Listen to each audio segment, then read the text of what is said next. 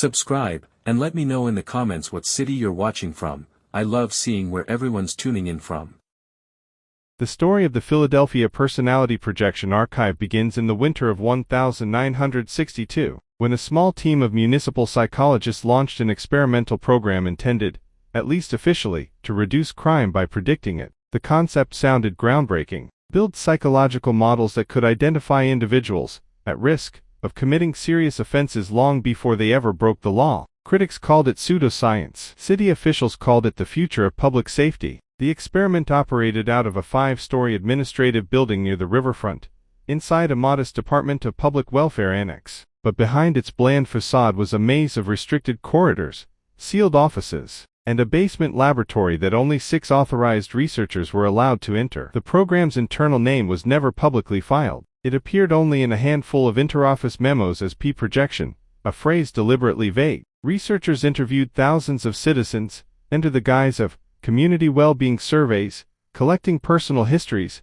emotional responses, stress indicators, and family data. But the real core of the experiment rested on audio recordings, magnetic tapes capturing voice patterns, hesitations, micro-tremors, and subconscious cues. These recordings were fed into early analog computers, designed to map speech deviations associated with aggression, secrecy, or psychosis. Publicly, P-projection lasted less than 2 years and was quietly cancelled due to budget inconsistencies. But internal notes tell a different story. The project sparked controversies even within the research team, with several psychologists warning that the data was being repurposed for political use, not crime prevention. One memo simply read, "Ethical boundaries exceeded. Recommend immediate cessation." For decades, the archive was believed lost, destroyed, repurposed, or otherwise forgotten. But in 1997, during renovations of the same municipal annex, construction workers uncovered a locked steel door behind a false wall on the basement level. The door had no handle, only a recessed panel with a broken keyhole, and a peeling warning label that read, "Authorized personnel only, Division 12. When the room was finally breached, investigators found shelves upon shelves of magnetic tape reels, stacked with obsessive precision. Nearly all of them were unmarked except for handwritten labels scrawled in red wax pencil, "Stop before leak." Hundreds of them. Every single tape was fully erased, magnetically wiped to silence. But the real mystery wasn't the tapes themselves. It was the fact that the room had been sealed deliberately from the inside. The final log entry found on the floor was dated summer 1964, 2 years after the project was supposedly terminated. And that entry hinted, in a single chilling sentence, that the experiment had continued far longer, and in far darker directions, than anyone ever admitted. And that entry hinted, in a single chilling sentence, that the experiment had continued far longer, and in far darker directions, than anyone ever admitted. The logbook page, discovered on the basement floor, was warped with moisture, its ink bleeding into the paper fibers, but still legible enough to decipher. It read, "Secondary evaluations complete. Projection models unstable. Exposure thresholds exceeded. Must seal before external review." The initials beneath the note didn't match any of the 6 officially listed researchers. This meant at least one unregistered participant had been working inside the project, someone with access, authority, and the intent to hide their identity. When archivists began analyzing the room, they realized it was more than a storage space. The walls were lined with copper shielding, forming a crude Faraday cage. A series of analog monitors, still connected to dead wiring, faced a narrow desk covered in dust. Several tape players and waveform analyzers sat in place, as if the operator had simply stepped out for lunch and never returned. Among the debris lay strips of paper punched with patterns, early computer instructions, bundled with rubber bands hardened by age. City officials contacted several retired employees who had worked in the building during the 1960s. Most claimed they remembered nothing unusual. One, however, a former maintenance engineer,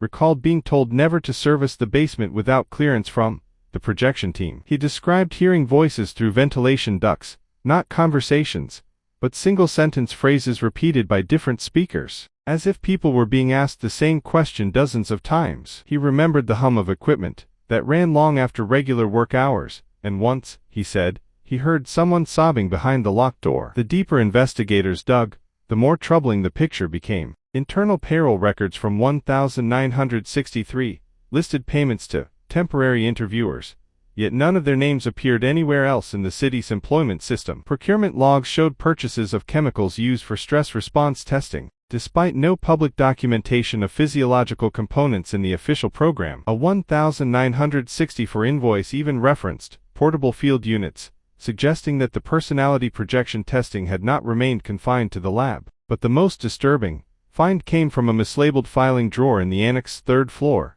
an envelope marked archive hold containing 6 black and white photographs. Each image captured an interview room with a single chair, microphone, and bare concrete walls. In 5 of the photos, the chair was empty. In the 6th, a blurred figure appeared mid-motion, half translucent due to a faulty shutter. On the back of that photo, someone had written, "and cooperative. Reassess under elevated parameters." No one could explain why these images survived when all audio evidence had been erased. Nor could anyone account for the fact that the interview room shown in the photos did not match any room in the known floor plans of the building. Just as investigators began to piece together these anomalies, a new discovery emerged, one that suggested the erased tapes might not have been the project's only legacy, and that the experiment's true purpose had never been prediction, but something far more intrusive. The turning point came when archivists discovered a secondary ledger, tucked behind a loose ventilation grate on the second floor. The ledger, bound in cracked brown leather, contained rows of handwritten entries, dates, initials, and cryptic numerical ratings. The earliest entry was from March 1962, the latest was dated October 1965, indicating that the program continued well after its supposed shutdown. At the top of every page was the same title, Projection Conditioning Index. The entry suggested that P-projection had evolved beyond passive profiling. Instead of merely predicting potential criminality, the team appeared to be testing whether psychological states could be influenced, nudged, suppressed, or amplified through controlled exposure to specific auditory patterns. These patterns, noted in shorthand as V-mod loops, corresponded to selective frequencies, tone clusters, and repetition cycles. In simple terms, the project wasn't forecasting behavior, it was attempting to reshape it. A chilling footnote on one page read, "Index greater than 6, subject compliant under monotone cascade, maintain isolation to prevent recovery." Another note referenced, "resonance induction resulting in dissociative calm," though no formal documentation of such experiments had ever surfaced. If true, the city psychologists had crossed into coercive behavioral modification, a practice considered unethical even by the standards of the era. Investigators cross-referenced the ledger's dates with city police records from the same time period. Strangely, several citizens interviewed by P-projection were later arrested for minor infractions that escalated unexpectedly into violent episodes, described at the time as out of character. The timing aligned disturbingly well with peaks in the conditioning index. Whether this connection was causal or coincidental remains debated, but the pattern raised unsettling questions. Adding to the mystery, a retired police lieutenant came forward after hearing news of the archive's rediscovery. He recalled transporting 2 individuals from the annex to a private medical facility in late 1964, both in states of severe emotional withdrawal. He was told the individuals had overreacted to testing stimuli. He remembered that one of them kept repeating a phrase under his breath, "Turn it off, it's still on." When asked what it was, the man only shook his head and refused to speak further. Meanwhile, architectural plans from 1961 revealed yet another anomaly, an undocumented sub-basement beneath the main building. Modern inspections found no access points, no stairwells, and no maintenance passages leading to this level. But seismic scans indicated a hollow space roughly 20 feet below the known basement. Whether it was ever used remains unknown. Official records insist it was planned but never built. Yet multiple staff accounts from the 1960s mention lower rooms and the pit, terms that never appeared in public documentation. The combination of erased tapes, off-books facilities, and behavioral manipulation theories painted a picture far more complex than a simple criminology experiment. And it was the next discovery, another sealed space, hidden deeper inside the annex, that would push the investigation into its most disturbing phase. The discovery of the second sealed room happened by accident. During electrical rewiring in the northern corridor of the basement, contractors removed a section of paneling and exposed a concrete wall with an uneven seam, evidence of a doorway that had been filled in and painted over decades earlier. The city authorized a controlled breach. Behind the sealed entrance lay a narrow hallway, barely wide enough for a person to pass, coated in thick dust, and carrying the stagnant smell of old insulation and iron. At the end of the hall stood a reinforced metal door without markings, its hinges bolted from the inside. Once breached, investigators entered a chamber markedly different from the tape archive. This room lacked shelves or equipment. Instead, It contained 6 large soundproofed booths arranged in a semicircle, each booth wired with outdated headphones, microphones, and analog oscillators. A control console faced the booths, equipped with sliders, dials, and meters labeled in abbreviations, RC, a loop, S fade, cask.1, and tone 9. But what disturbed investigators most were the walls. Every booth was lined with a grid of deep scratch marks, not random scuffs, but patterns that suggested someone inside had tried desperately to signal or communicate. In several booths, the glass panels were fractured from the inside, as though the subjects had attempted to break their way out. Dried stains remained on the floor and in the corners, too old for conclusive analysis but ominous enough to imply physical distress. A folder of water-damaged documents was found beneath the control console. Though many pages were ruined, several lines were still readable. One sheet,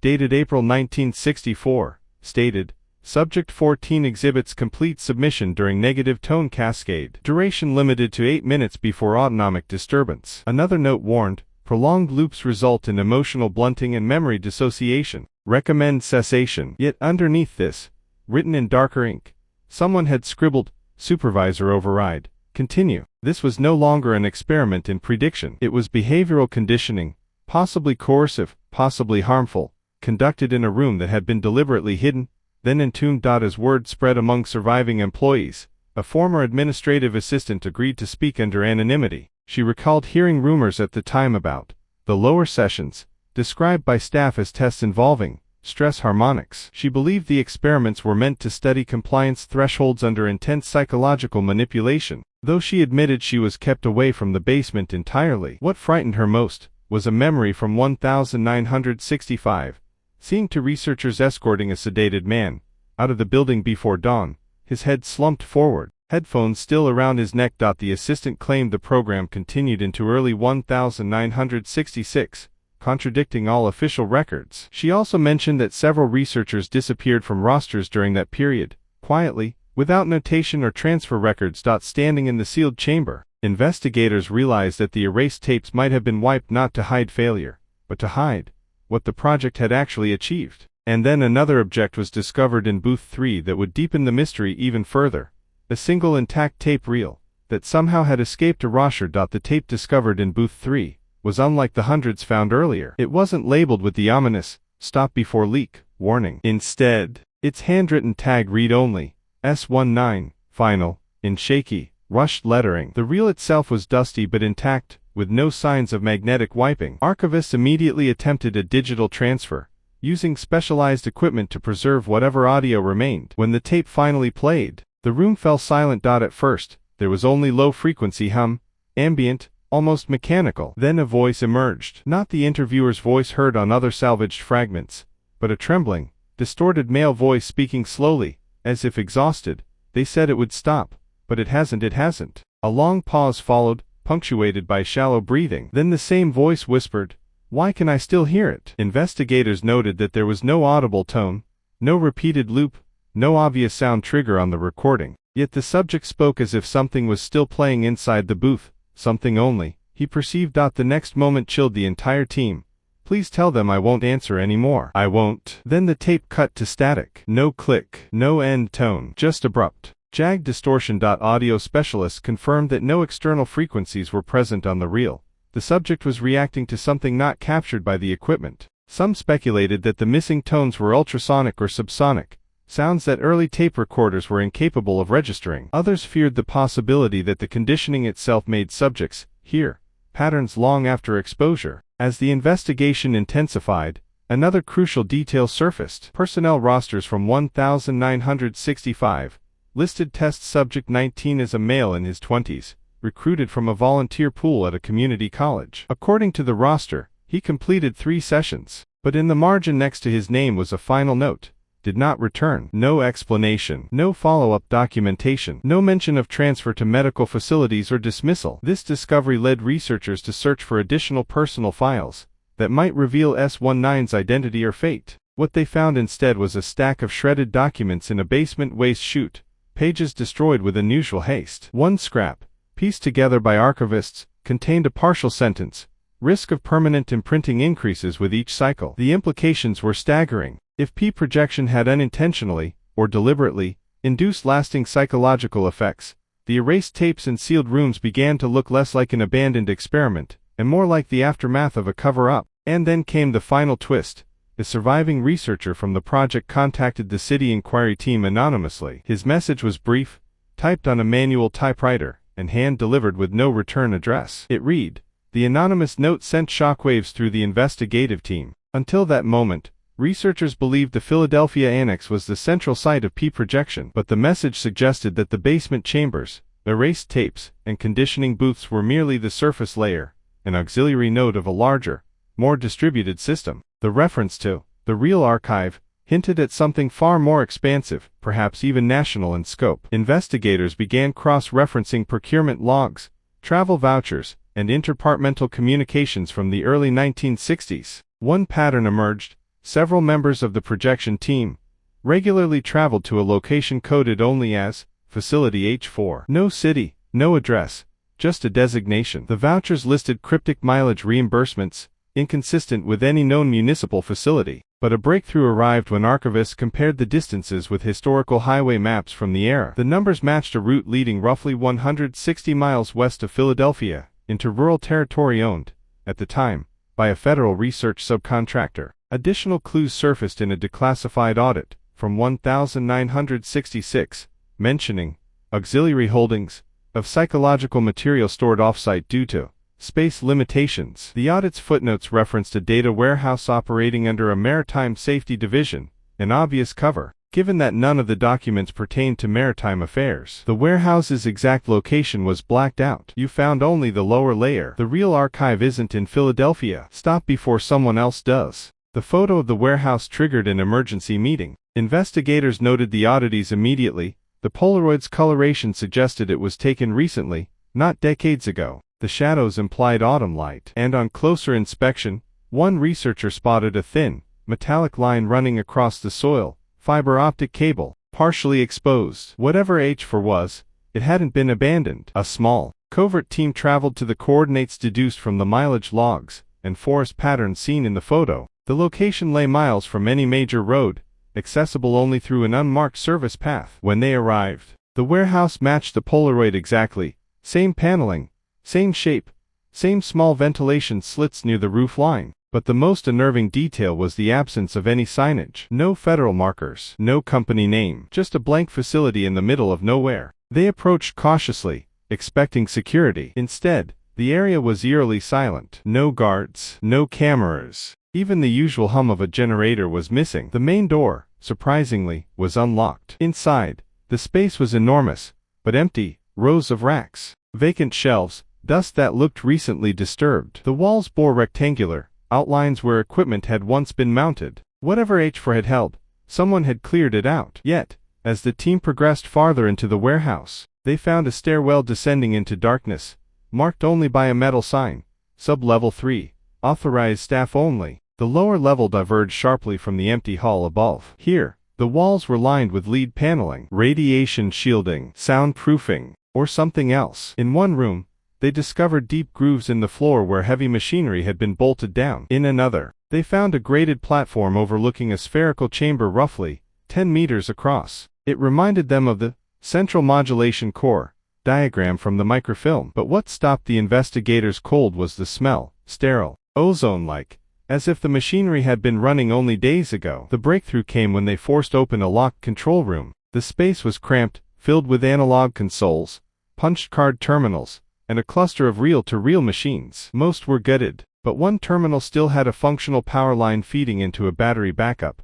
humming faintly. The team's technician managed to boot the subsystem, which displayed a blinking prompt, H for main node, status, migration complete. Below it, a sequence of directories appeared, phi_primary, phi_secondary, test_series_02, conditioning_logs_master, personality_map_exports, mirror_set_o, mirror_set_b, mirror_set_c, observer_profiles, fusion_trial_logs, redaction_q. The last directory, redaction_q, contained one file, pending_erasure_01. They opened it. Inside was a single line of text, Philadelphia copy wipe confirmed. Preparing subject matching transfer. And under it, a timestamp, 6 days prior. This meant that H4 wasn't abandoned at all. Its operators had only just relocated, or concealed whatever was truly valuable. Before the team could extract more data, a warning message overrode the screen. Remote shutdown initiated. Exit immediately. Lights in the sub-level flickered. The battery backup began to scream. The technician yanked the portable drive from the console. The team sprinted up the stairwell as the building's ventilation roared to life, pushing hot air upward as if flushing the entire structure. They burst outside just as the vents expelled a white chemical plume. Within seconds, visibility dropped to almost zero. But as they fled to their vehicle, one investigator noticed something in the tree line.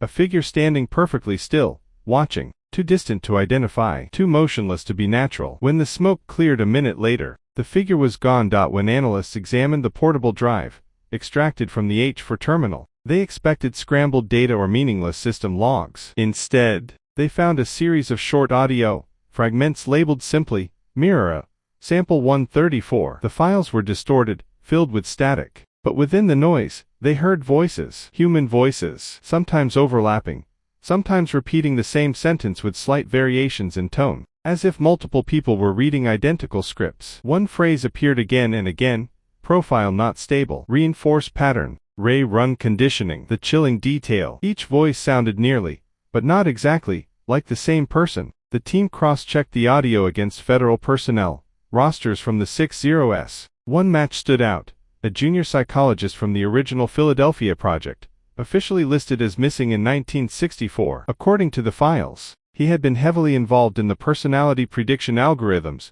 and behavioral mapping experiments. After his disappearance, funding for the Philadelphia archive had been abruptly cut, and every project member signed lifetime NDAs. Yet here were dozens of audio samples of voices nearly identical to his, some calm, some panicked, some sounding younger or older than he ever had time to become. Then came the most disturbing file, Sample 35. This one was quiet at first, only soft breathing, then a whisper: "It followed us. It still follows. Do not let them finish the mirrors. If you hear this, they're not profiling us. They're replacing us." The recording cut off with a violent burst of static. The team immediately attempted to trace the voice to its origin, but metadata showed something unbelievable. The file was created 11 days before they entered the abandoned H4 facility, meaning someone had recorded it recently, using decades-old equipment. Even stranger, the signature noise pattern in the audio suggested the voice had been recorded inside the sub-level chamber they had just explored, the very room that appeared cleared out. If someone had been using H4 for less than 2 weeks prior,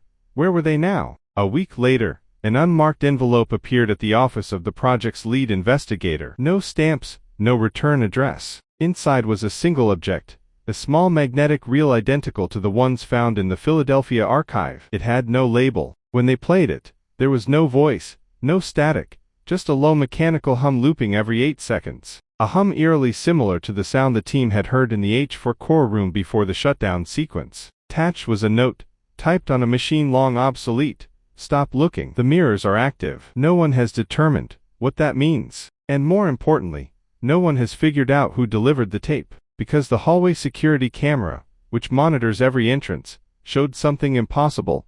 No one walked up to the door that morning. No one touched the mailbox. The envelope simply appeared. Subscribe, and let me know in the comments what city you're watching from. I love seeing where everyone's tuning in from.